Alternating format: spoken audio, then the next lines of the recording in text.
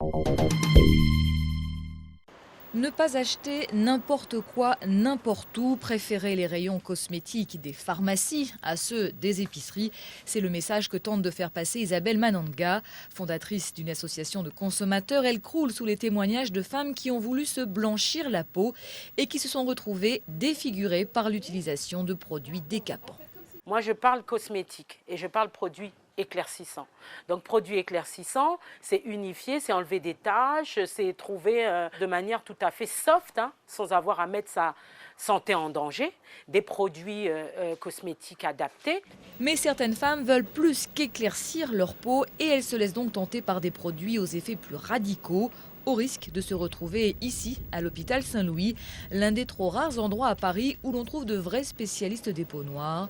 Pour eux, la plus grande menace vient des crèmes contenant des corticoïdes et surtout le plus fort d'entre eux, le clobétasol. Énorme vergeture, infection, hypertension, diabète ou encore ulcère, la liste des complications possibles est très longue.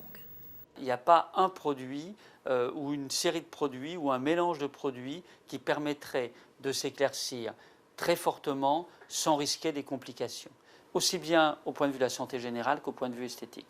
Donc, si le produit vous éclaircit beaucoup, c'est que le produit est dangereux.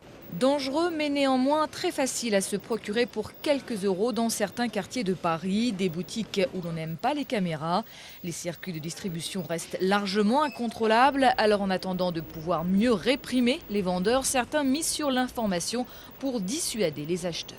Ça fait des années qu'on vend ces produits dans certains quartiers du 18e, dans certains quartiers du 10e, et jamais personne n'avait rien fait. Donc j'ai pris le parti de mettre un peu les pieds dans le plat et de dire qu'on avait besoin de se mêler de cette affaire.